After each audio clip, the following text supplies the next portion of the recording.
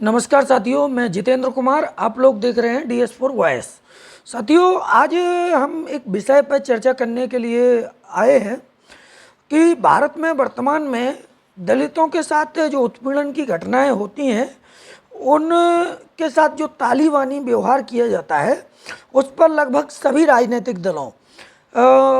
का जो है कोई रिएक्शन नहीं होता है। और जो लोग जय भीम बोल के दलितों का वोट ले जाते हैं, बाबा साहब डॉक्टर अंबेडकर की फ़ोटो दिखा करके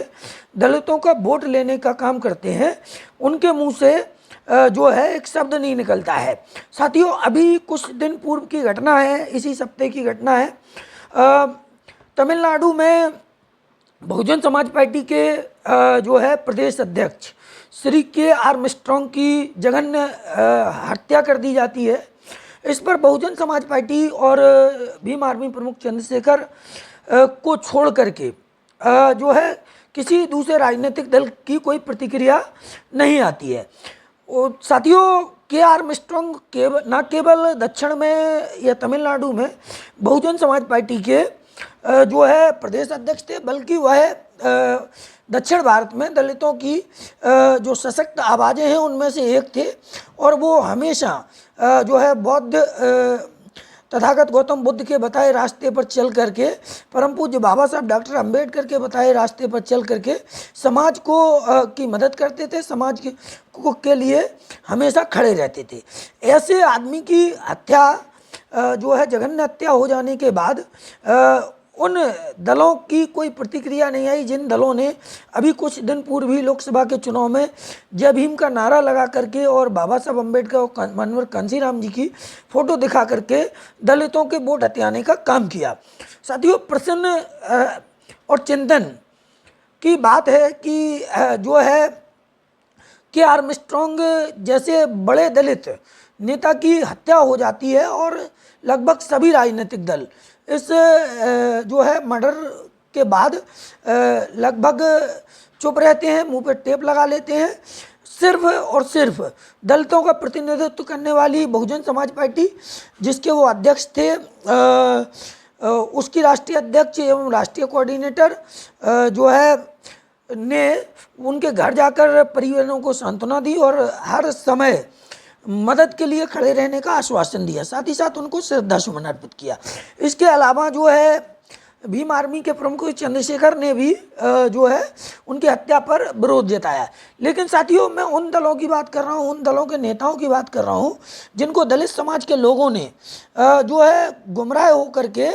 अपना घर तोड़ने का काम किया और उनका घर मजबूत करने का काम किया। भाजपा को जिस तरीके से मुस्लिम कम्युनिटी को डरा करके जो है भाजपा के नाम पर ये दल पिछले कई वर्षों से वोट लेते आए हैं और मुसलमानों के अन्याय उत्पीड़न पर ये कोई बात नहीं करते हैं, कोई चर्चा नहीं करते हैं। उनकी सहूलियतों की जब बात आती है तो ये चुप रहते हैं। इसी तरीके से इन्होंने इस चुनाव में एक एजेंडा खड़ा किया और दलितों को भाजपा के नाम से डरा करके उनका वोट ले लिया। और जो है बहुजन समाज दलितों ने भी गुमराह होकर के या बीजेपी को हराने के लिए जो है इनको वोट किया। लेकिन वोट लेने के बाद जो है दलितों पर जो अन्याय अत्याचार की घटनाएं सामने आ रही हैं उन पर इन दलों का कोई रिएक्शन ना आना ये दर्शाता है कि दलितों ने कहीं ना कहीं, शेड्यूल कास्ट अनुसूचित जाति जनजाति के लोगों ने कहीं ना कहीं अपना वोट इन दलों को दे करके अपने घर में आग लगाने का काम किया, अपने घर को कमज़ोर करने का काम किया। बहुजन समाज पार्टी के अलावा जो है शेड्यूल कास्ट और शेड्यूल ट्राइब की और पिछड़ी आबादी या अल्पसंख्यक समुदाय की आवाज़ ये दल उठाना ही नहीं चाहते हैं। बहुजन समाज पार्टी ही एक ऐसा दल है और उसकी नेता बहन मायावती ही एक ऐसी नेता है जो दलितों के उत्पीड़न अन्याय अत्याचार के खिलाफ जो है बोलती है, बात करती हैं। और या फिर जो है अभी उत्तर प्रदेश में नए सांसद बने हैं, उनकी नई पार्टी है चंद्रशेखर आज़ाद, वो भी जो है दलितों के उत्पीड़न पर बात करते हैं या उनके कार्यकर्ता बात करते हैं। साथियों, अभी ताज़ा घटना है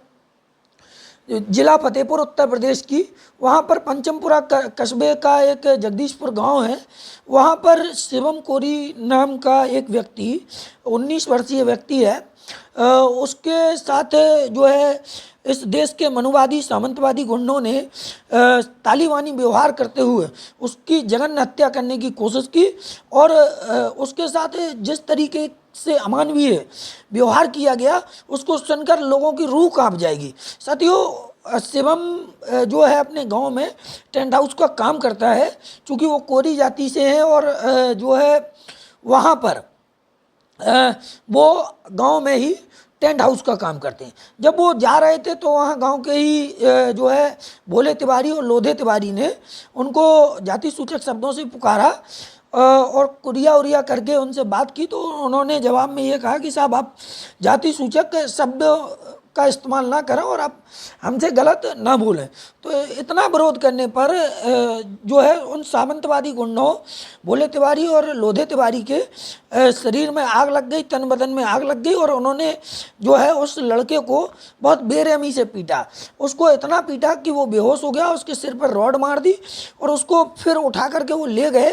और उसको बंधक बना करके उसके पैरों के और हाथों के नाखूनों को जो प्लास होता है, इलेक्ट्रिक प्लास, उससे खींचने का काम किया। ठीक है, उसके बाद जब वो मरा नहीं तो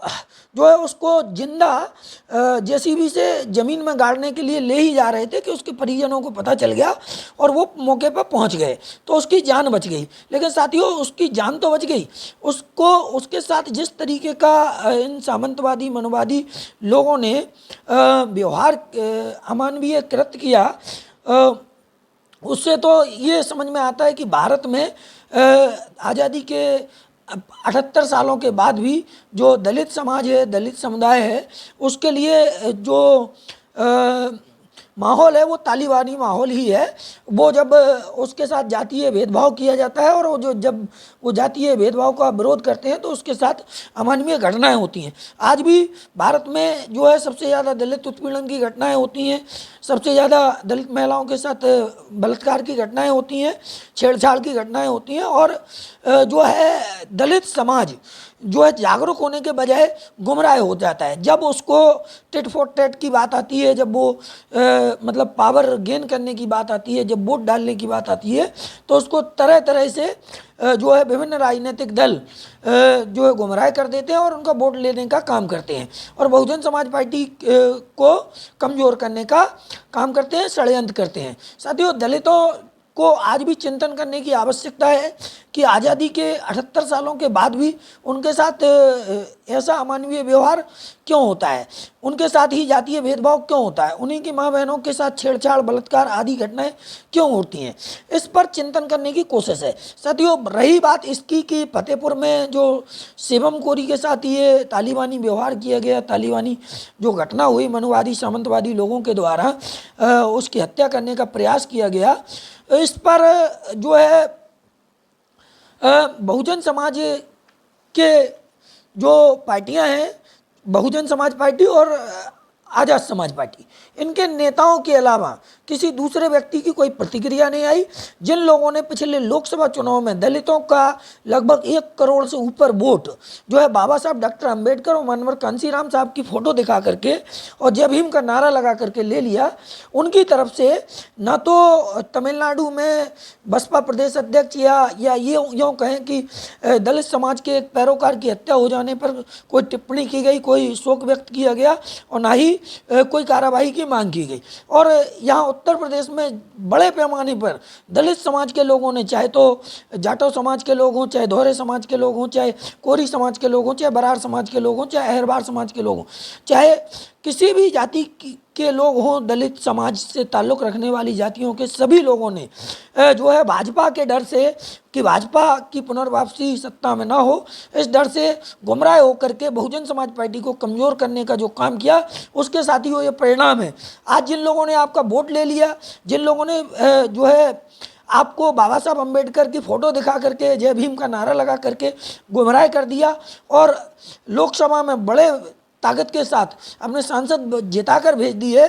वो लोग आपके उत्पीड़न, आपके ऊपर होने वाली अन्याय अत्याचार की घटनाओं पर चुप हैं, मौन हैं। तो अब चिंतन करना है आपको। पिछले अगले 3 साल के बाद उत्तर प्रदेश में जो है विधानसभा का चुनाव होना है, और उस चुनाव के लिए आज से ही हम लोगों को इन घटनाओं